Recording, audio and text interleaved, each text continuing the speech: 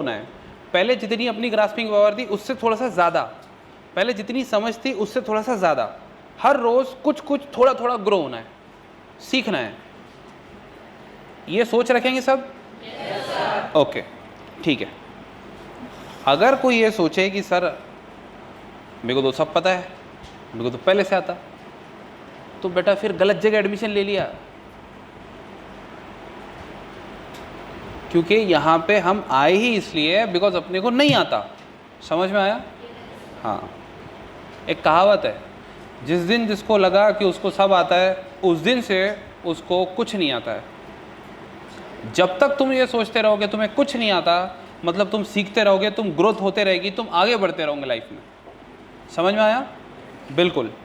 अब जब कोई ये सोच रहा है ना उसको नहीं आता, तो उसके माइंड में, अगर उसके माइंड में कुछ क्वेश्चन आया तो क्वेश्चन पूछेगा वो। जो अपने आप को ये सोचेगा मेरे को तो आता है, उसको क्वेश्चन पूछने में भी डर लगेगा, उसको लगेगा नहीं यार अपनी इमेज खराब हो जाएगी। इमेजिनरी इमेज, ऐसा कुछ है ही नहीं। फिलहाल तुम्हें सिर्फ तुम्हारे पापा और मम्मी की वजह से इज्जत मिलती है, तुम्हारा अपना कुछ नहीं है। अभी तुमने कुछ नहीं उखाड़ा है, कुछ नहीं।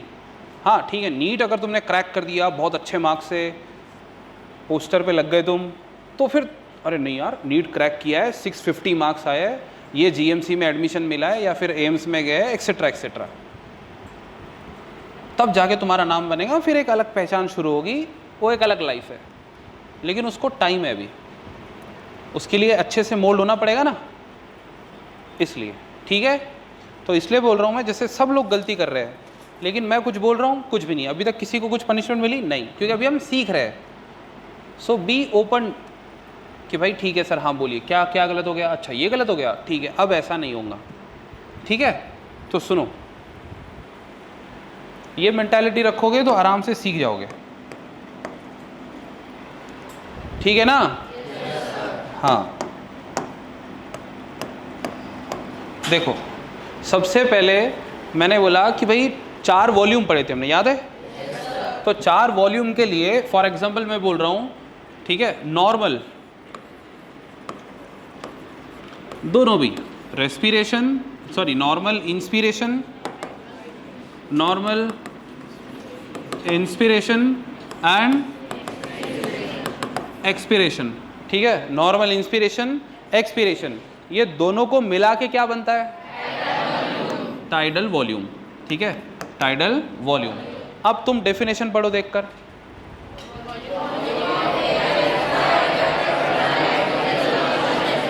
बेटा एनसीईआरटी निकालो, एनसीईआरटी निकालो फटाफट। जिस एनसीईआरटी निकाल के बैठो ना, तुम क्लास में बैठे हो ना, एनसीईआरटी नहीं है। कितने लोगों के पास एनसीईआरटी नहीं है? हाथ ऊपर करो। क्यों नहीं मिल रही एनसीईआरटी? अली क्यों नहीं मिल रही एनसीईआरटी? पहले जेडबल का था तू,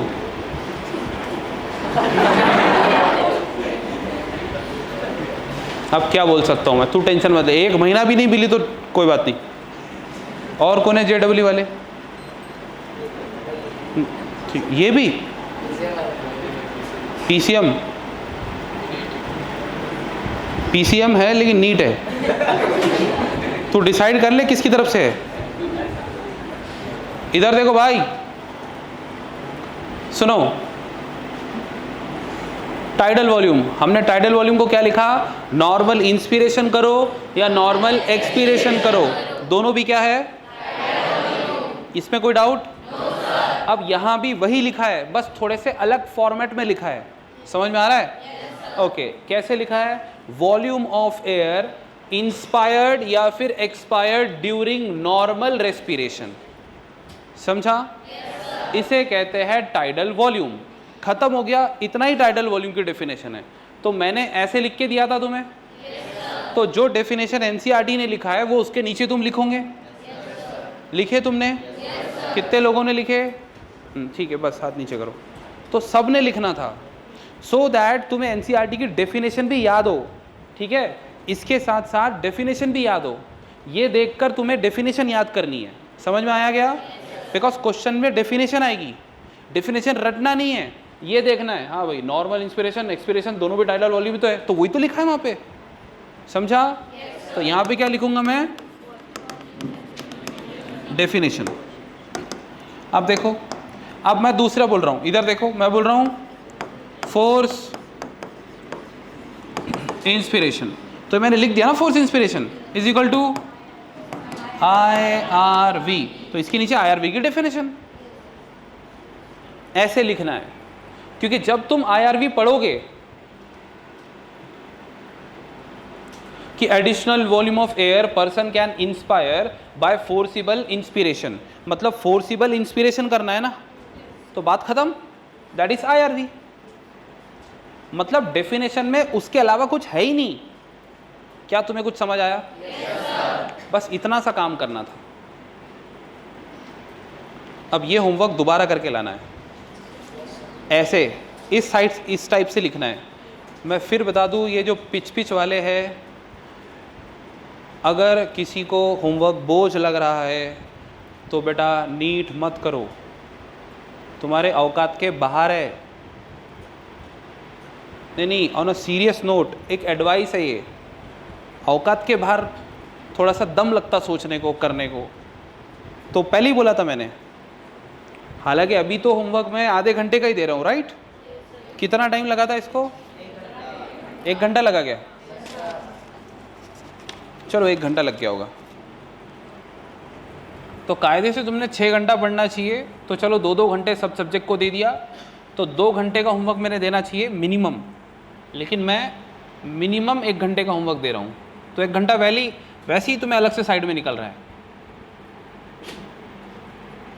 उसमें भी अगर ऐसा लगा तो फिर थोड़ा सा सोचने की बात है, क्योंकि देखो रिपीट करना है, अगर अभी से सोच के बैठे हो रिपीट करना है तो फिर कोई बात नहीं, मत करो। देखो अभी तो होमवर्क 2 बार कर रहे हो तो भी पनिशमेंट नहीं मिल रही, गलत कर रहे हो तो भी कोई बात नहीं, लेकिन मैं वही तो बोल रहा हूँ, अगर तुम ठीक से मेहनत करने के लिए रेडी नहीं हो तो यहाँ पर तुम चैन से नहीं रहोगे। मैं वही तो बोल रहा हूँ।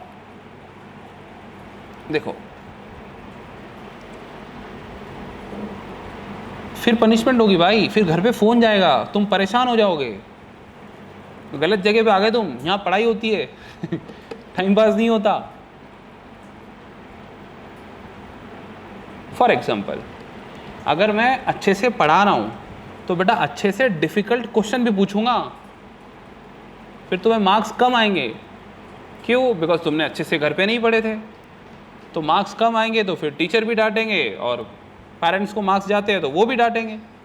तो मतलब ऐसे 2 साल के लिए तुम्हारी लाइफ ऐसी ख़राब हो जाएगी, बिल्कुल मज़ा नहीं आएगा, बिकॉज तुम मेहनती नहीं हो ना। तो अभी डिसाइड कर लो, या तो मेहनत करना है, ये एक्सेप्ट कर लो, या तो नहीं करना है तो फिर कोई बात नहीं।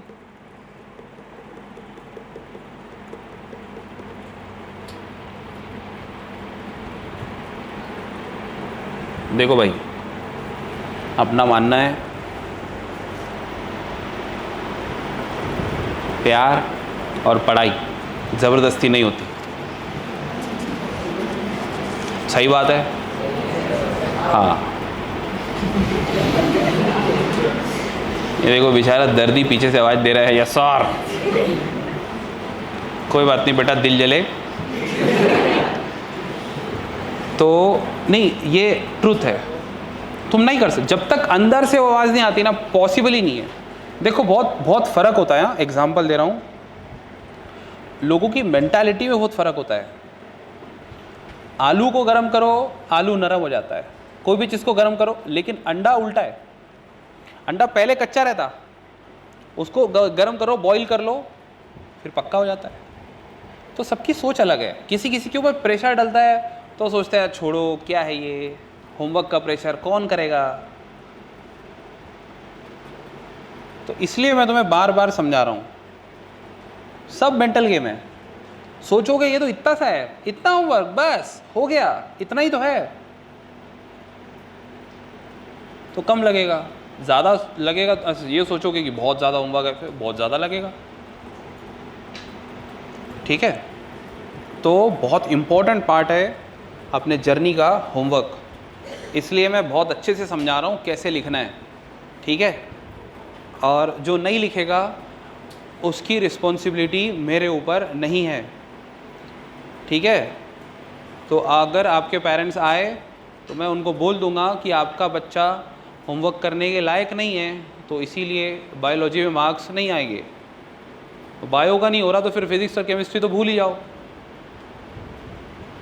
समझ में आया? मैं पहले ही बोला था, अगर तुम अच्छे से पढ़ाई करोगे, होमवर्क करोगे, डेली रहोगे, पंक्चुअल रहोगे, एब्सेंट नहीं रहोगे, तो तुम्हारे से अच्छे से बात की जाएगी, तुम्हारे से अच्छे से पेश होंगे। अदरवाइज तो बुरी बात है, फिर तुम्हें बिल्कुल अच्छा नहीं लगेगा मेरे से बात करके। I will make sure it, because पता चलना चाहिए ना स्टूडेंट को कि लाइफ अभी सही चल रही है, मज़ा आ रहा है। फिर जब मज़ा नहीं आएगा, घर वाले मज़े लेंगे, तो तब भी पता चलना चाहिए स्टूडेंट को, इसलिए। ठीक है, ओके।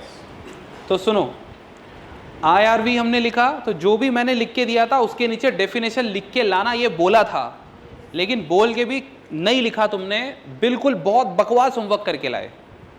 दूसरी बात, जब मैं ERV मैं जो लिख के दे रहा हूं उसके नीचे ये डेफिनेशन लिखनी थी, तुमने नहीं लिखे। IRV यहां पे RV लिखा हुआ है, जैसे कि वैसे डेफिनेशन लिख ले तो हो जाता काम। फिर मैंने IC और EC पढ़ाया, तो IC EC जैसे पढ़ाया था, एक फोर्स एक नॉर्मल, तो उसके नीचे ये डेफिनेशन आनी चाहिए थी, नहीं लिखे तुमने। तो भाई समझ में नहीं आएगा, कहाँ से आएगा समझ में? तुम अगर ये सोचोगे कि नहीं आ जाएगा, बहुत बेटा इतना इजी रहता तो फिर सभी हो जाते डॉक्टर। तो जैसे बोल रहा हूँ वैसे लिखो तो कहानी बनेगी।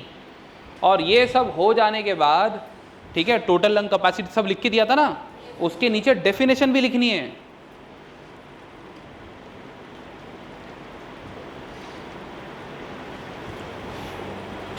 कल मैंने कहा था कि भाई जो भी NCERT में वो लिखना, जैसे फॉर एग्जांपल हम कितनी बार सांस लेते हैं 1 मिनट में, कितना एयर यूज़ करते हैं, कितने लोगों ने लिख के लाए? क्यों नहीं लिखे भाई तुमने? नहीं लिखा हुआ है तो क्या फ़ायदे का होमवर्क? तो फिर होमवर्क क्या है? होमवर्क ये है कि NCERT की एक लाइन पढ़ के अपने नोट्स में ढूंढना, दैट इज होमवर्क। अब जब NCERT की लाइन पढ़ रहे हो लेकिन अपने नोट्स में नहीं है तो लिखो ना, जैसे कि वैसे लिख लो, लेकिन लिखो। NCERT का वर्ड भी छोड़ना नहीं है। समझ में आ रहा है? पक्का? जब तक सही तरीके से पढ़ोगे नहीं, फायदा नहीं होगा। थोड़ी तकलीफ होगी अभी स्टार्टिंग में, बिकॉज अभी तुम्हें नहीं आता, सीखने में थोड़ा सा टाइम लगेगा, लेकिन डेली प्रैक्टिस करोगे, जैसे मैं बोल रहा हूँ वैसे करोगे तो हो जाएगा, कोई बड़ी बात नहीं है। तो पहले अलग टॉपिक शुरू करने से पहले ये बताओ, कुछ डाउट है क्या? Do you have any doubt in tidal volume, residual volume, FRC? Anyone? FRC बताओ एक बार,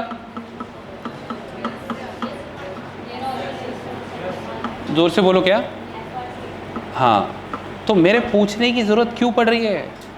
तो पहली बार में बोल दो ना, जब मैं पूछ रहा हूँ FRC एक बार बता, पहले ही बोल दो आंसर, एक बार एक्सप्लेन कर दो, और सिंपल। और जब सब डेफिनेशन और वो जो लिख के दिया था लिखना हो जाए तो लास्ट में ग्राफ बनाना है।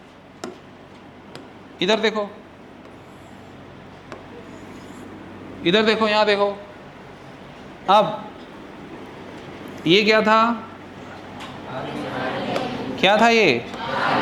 रेसिडुअल। अच्छा, फिर ये क्या था? ERV, expiratory. ये क्या था? Tidal volume. और ये इंस्पिरेटरी। याद आ गया? और फिर तुम्हें पता है मैंने ऐसे ऐसे करके बताया था, भाई ये क्या है बताओ, ये क्या है बताओ, ऐसे याद है? तो वो सबसे लास्ट में लिखना है। ठीक है, तो ध्यान से सुनो। FRC क्या है? FRC के लिए मैंने दोनों फोर्स लिखा था, फोर्स इंस्पिरेशन, फोर्स एक्सपीरेशन। तो ये दोनों मिला के दोनों भी फोर्स है ना? ओके, तो मैंने फिर बलून के ऊपर सबसे पहले नीचे क्या लिखा था याद है? रेसिडुअल वॉल्यूम, फिर उसके ऊपर एक्सपीरेटरी रिजर्व वॉल्यूम, उसके ऊपर टाइडल वॉल्यूम, उसके ऊपर, समझे? तो मैं क्या बोल रहा हूँ, मैं बोल रहा हूँ जब तुम फोर्स इंस्पिरेशन करोगे तो ये यूज़ कर लिया, अब फोर्स एक्सपीरेशन करोगे तो फिर ये भी गया ना, और फिर ये भी गया, बचा क्या? तो वो हो गया वाइटल, बोलो ना, ये जो मैंने बताया ये क्या है?